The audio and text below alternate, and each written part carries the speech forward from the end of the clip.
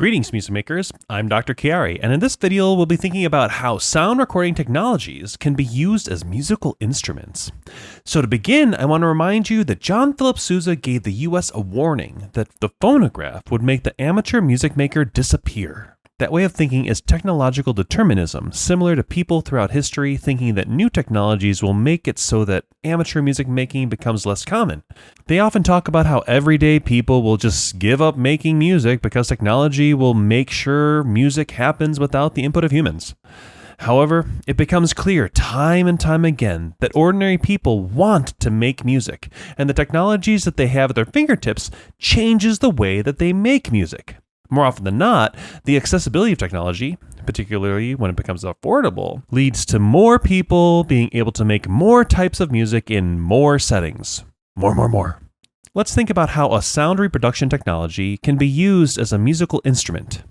First off, Alexa, what is a sound reproduction technology? A sound reproduction technology is any method that captures sound waves, converts them into an electrical signal, stores that signal on a medium, and then later converts it back into audible sound waves, essentially recreating the original sound for playback. This includes processes like recording on a phonograph, magnetic tape, or digital formats like CD, and the devices used to play them back.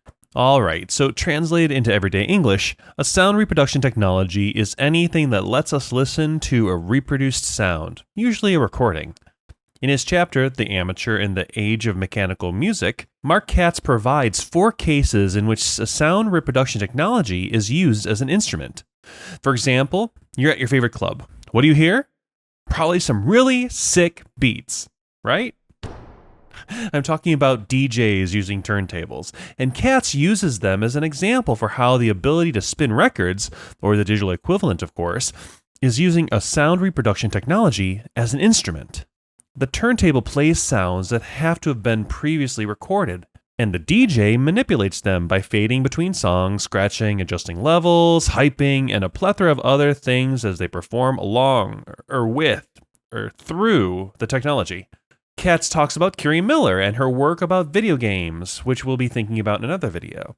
Spoiler alert, it's all about how you can make music by playing Guitar Hero and control music by playing Grand Theft Auto. Returning to Katz, he wrote about how the phonograph was used to sing or play along to. So in the early 1900s, the phonograph didn't discourage the amateur trumpet player from playing along with the recording of a Sousa march. Instead, it gave that musician the opportunity to play along with Sousa's band. The Music Minus One company produced music recordings that lacked the lead part or soloist so that people could perform what we would now call today as karaoke. And one of my favorite examples that Katz brought up was the Chicago Women's Club, who used recordings of barking dogs on 5 different phonographs as their instruments. They treated their own recordings as an instrument and played their barks together. It reminds me of jingle cats, or dogs. They turned recordings of noises into music. Here's a video of one of my old classes where we did a similar thing inspired by inbflat.net. An improvisation project where the player can use a bunch of improvised YouTube videos as an instrument. My class all recorded themselves doing an improvisation in C major, and then we all got together and made an improvised improvisation orchestra.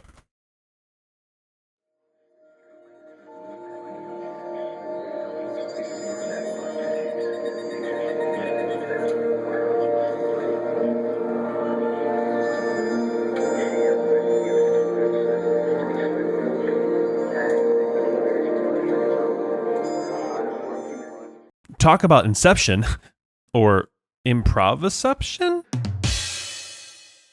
So, if you're in my class, I'm going to challenge you to use a sound reproduction technology as an instrument, and then record yourself making some music. But whether you're my student or not, why don't you comment below a way you could or have made music with the sound reproduction technology? And until next time, keep on making music.